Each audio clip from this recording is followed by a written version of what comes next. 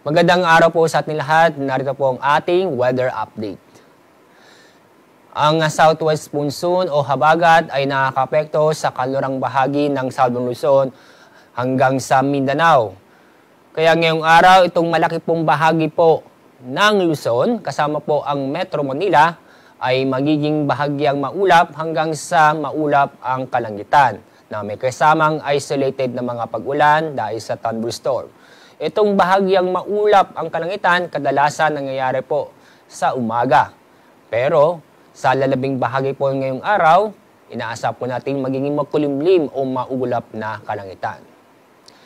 Dako tayo sa lalabing bahagi po ng ating bansa. Itong lalawigan po ng Palawan at ninyo kakita itong buong Mindanao. Aasahan po ngayong araw ang maulap na kalangitan na may mga kalat-kalat na pag-ulan at thunderstorm. Pero sa Kabisayaan, ito'y asahan po natin na magiging bahagyang maulap hanggang sa maulap ang kalangitan na may kasamang isolated na mga pag-ulan dahil sa thunderstorm. Paalala, mag-ingat po tayo dahil sa inaasa po nating pag-ulan na maaaring magdulot ng pagbaha o pagguho ng lupa. Tulad na sinabi po kanina, itong southwest monsoon ay kasalukuyan na apektuhan ang kanlurang bahagi ng Southern Luzon hanggang sa Mindanao.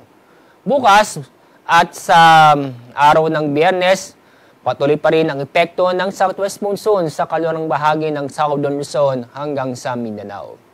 Kaya sa araw ng Huwebes o bukas, magiging maulap ang kalangitan na may kasamang mga kalat-kalat na pag-ulan at thunderstorm sa lalawigan po sa Palawan, kasama rin po ang Mindoro Provinces, Western Visayas at sa buong Mindanao.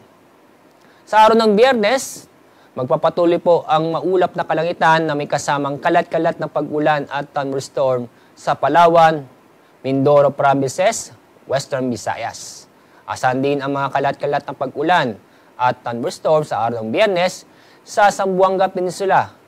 Ganoon din po sa Soc-Sargent at Barm. Sa loob po ng 3 araw, sa nakita namin, wala po tayong inaasang mabubuong bagyo o low pressure area na maaaring makapekto sa ating bansa. Sunrise po mamaya pong 5:28 ng umaga. Sunset mamaya pong 6:27 ng hapon. Yan pong ating weather update mula sa Pag-asa. Ako po si Alzar D. Aurelio.